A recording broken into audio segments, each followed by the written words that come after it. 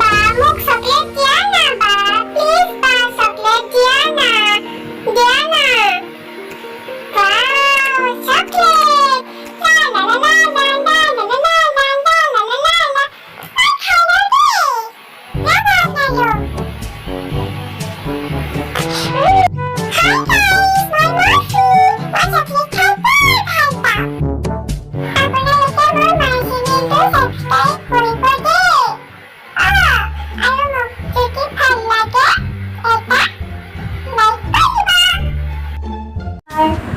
মই হিমাক্ষী আপোনালোকক মোৰ চেনেল হিমাক্ষী দেখালৈ স্বাগতম জনাইছোঁ আৰু আজি মোৰ লগত আছে আমাৰ ধুনু মাইনা মাৰ্ফি হাই কৈ দিয়া হাই হাই হাই হাই কৈ দিয়া হাই তা চকলেট খাব চকলেট লাগে তাইক চকলেট খোৱাটো বেয়া চকলেট নাখায়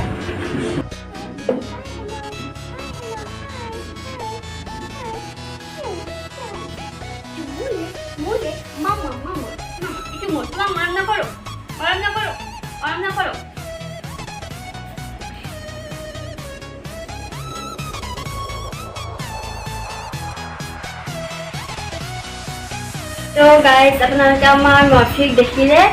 এটা লোকেল ব্ৰিড কুকুৰ হয় এইক আপোনালোকে মৰম দিব বুলি আশা থাকিলে সকলোৱে তাইক মৰম কৰিব আৰু তাইক আশীৰ্বাদ দিব যাতে তাই বেমাৰ আজাৰ নোহোৱাকৈ ভালদৰে থাকে এই আমাৰ বহুত মৰমৰ যদিও তাই লোকেল কুকুৰ হয় এই আমাৰ বহুত মৰমৰ চবৰে মৰমৰ তাই চবতকৈ সৰু যে ঘৰত বহুত মৰমৰ আৰু চকলেট খাই ভাল পায় মিঠা বস্তু ভাল পায় কিন্তু কুকুৰৰ কাৰণে চকলেটটো ভাল নহয় সেইকাৰণে অলপমান দিছোঁ আৰু নিদিওঁ তাইক মই সেই আৰু আপোনালোকে তাইক আশীৰ্বাদ কৰিব আৰু মোৰ ভিডিঅ'বিলাক চাই থাকিব কেনেকুৱা লাগে ক'ব কেনেকুৱা ধৰণৰ ভিডিঅ' দিব লাগে কমেণ্টত মোক জনাব আৰু আপোনালোকৰ লগত মই এটা আলু পৰঠা আৰু বুটৰ ঘুগুনিৰ ৰেচিপি শ্বেয়াৰ কৰিম ভিডিঅ'টো একেলগে চাব আৰু ভিডিঅ'টো কেনেকুৱা লাগিছে মোক জনাব মই আনিছো পাকঘৰলে আৰু আজি বনাম আলু পৰঠা আৰু ঘুগুনি তেতিয়াহ'লে ৰেচিপিটো অকণমান আপোনালোকক দেখাম চাই থাকক ইমান ভালকৈ নাজানো তথাপি বনাম যিটো আপোনালোকক দেখাম বুলি ভাবিছোঁ ভিডিঅ'টো ভালকৈ চাই থাকিব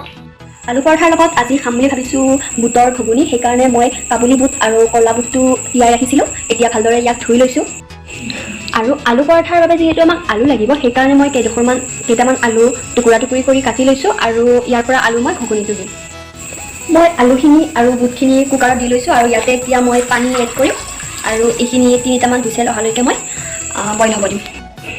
আটাৰ ডোটো মই মাৰিব নাজানো কাৰণে মায়ে মাৰি দিছে মছলাখিনি আগতে তৈয়াৰ কৰি লৈছোঁ তাৰ কাৰণে মই অলপ আদা আৰু নহৰু খুন্দি লৈছোঁ আৰু দুটা শুকান জলকীয়া লৈছোঁ তেজপাত দুখিলামান কেঁচা জলকীয়া অলপ সৰুকৈ কাটি লোৱা আৰু পিঁয়াজ কেইটা মিহিকৈ কাটি লৈছোঁ কেৰাহীখন গৰম হ'বলৈ দি ইয়াত তেল দি লৈছোঁ আৰু তেলখিনি গৰম হ'বলৈ তেলখিনি গৰম হয় মানে বুটখিনি মই কুকাৰৰ পৰা উলিয়াই লৈছোঁ আৰু চাফা পানীৰে ভালদৰে ধুই লৈছোঁ তেলখিনি গৰম হোৱাৰ পিছত মই ইয়াতে পাঁচফোৰণ অলপমান দিছোঁ আৰু তাৰপিছত মই শুকান জলকীয়া আৰু তেজপাতখিনি দিছোঁ আৰু লগতে মছলাখিনি দিছোঁ আৰু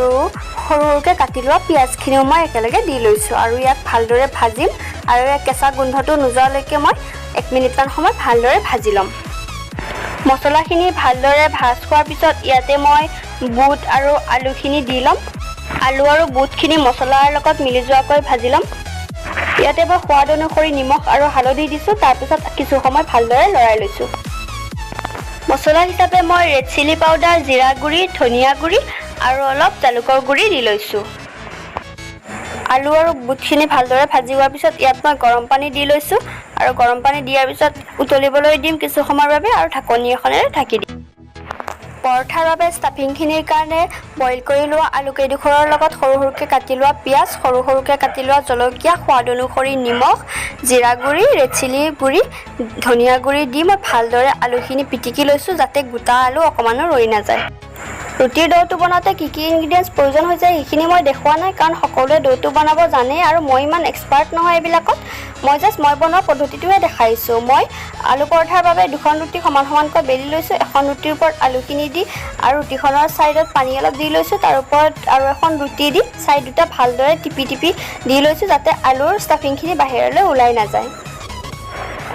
পৰঠাৰ মাজত ষ্টাফিংখিনি সোমাই দিয়াৰ পিছত আকৌ ধুনীয়াকৈ বেলি লৈছোঁ যাতে আলু ষ্টাফিংখিনি পৰঠাৰ মাজত ধুনীয়াকৈ স্প্ৰেড হৈ যায়। পৰঠা বনাবৰ বাবে টাৱা এখন গৰম কৰি লৈ ইয়াত অকণমান ৰিফাইন তেল দি লৈছোঁ আৰু ৰিফাইন তেলখিনি দিয়াৰ পিছত পৰঠাখন দি ওলট পালটকৈ তেলখিনি লগাকৈ দি লৈছোঁ। এফালে পৰঠা আৰু এফালে ঘুগুনি ধুনীয়াকৈ উতলি আছে। ঘুগুনিখিনি নমাব পৰা হৈছে।